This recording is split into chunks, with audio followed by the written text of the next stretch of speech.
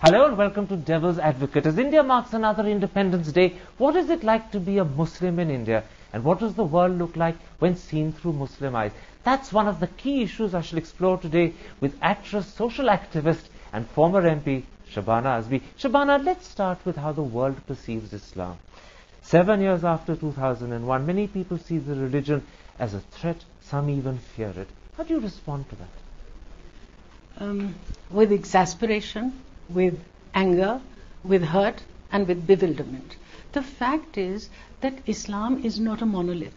It resides in more than 53 countries in the world and takes on the culture of the country in which it resides. So it's moderate in some, it's liberal in others, it's extremist in others, and it's, there's a whole range of Islam that's available according to the culture. But the world, particularly after September 11th, tends to view as synonymous with terror. The sad part is it's not just Islam that's in a sense misunderstood, if not targeted, but Muslim people as well. In the West, particularly the Western media, because of the association with terror, Muslims have become figures of fear, for some figures of hate.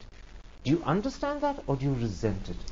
I'll go back a little bit to 1992 when the Babri Masjid was demolished. I have been raised in a very liberal Bohemian family in which religion has not played any part at all. For me, being a Muslim really was about Urdu, about eating biryani and wearing qararas on Eid.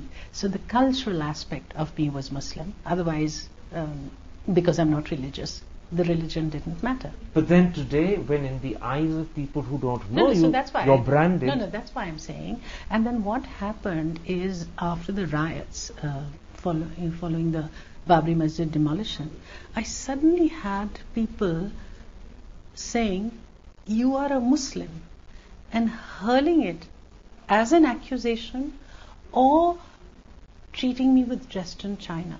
Either way, it was with a self-consciousness that I had never before experienced. It was very traumatizing. And what it made me do is, it made me dig my heels in and say, yes, I'm a Muslim, and what do you want to do about it? That I can see increasingly happening, particularly in the Western world. A lot of young kids today are wearing the burqa, are taking on an identity which really they don't feel, just because when you push somebody against the wall, that's what they'll come up with. In other words, you push them and make them defiant.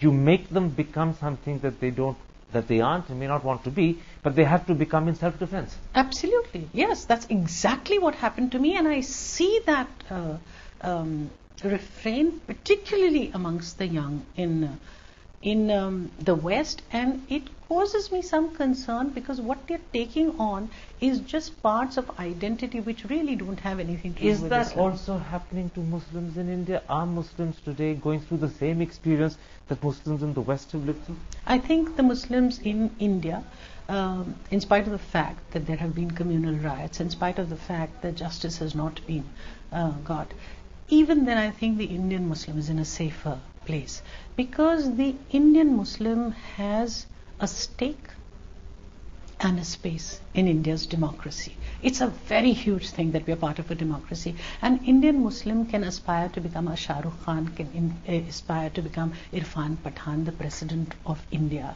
And that makes the Muslim far more hopeful and far less in despair than in other parts of the world. So it's the fact that they can participate in democracy, and more importantly, the fact that they can aspire Absolutely. to have dreams and live up to those dreams, that makes the difference. That's right.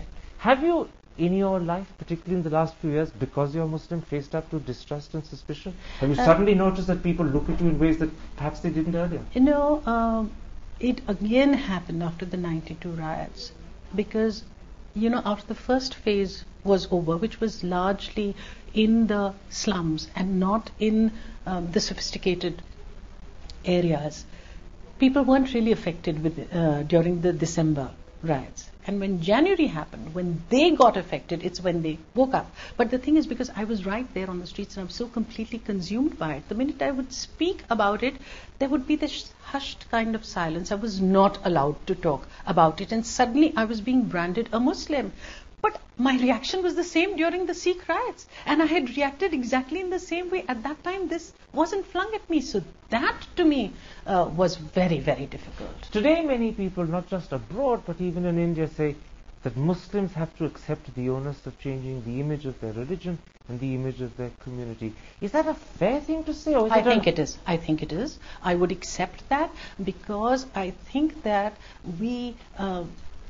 I don't think Muslim leadership has bothered to clear the air about what Islam actually is, because for far too long, and because of reasons of conspiracy more than intent really, every time the Muslim question, if you look at what's happening in India, every time the Muslim question is raised, you look at all the politicians, whether it is Atal Bihari Vajpayee, whether it is Indira Gandhi, whether it is anybody, the minute it's a Muslim question, you'll get all the Dadiwalas and all the Maulvis only to speak. And I've always told them that why do you always leave it to the Maulvis? There are other people also. That's the moderate liberal voice. Why don't you ever consult them?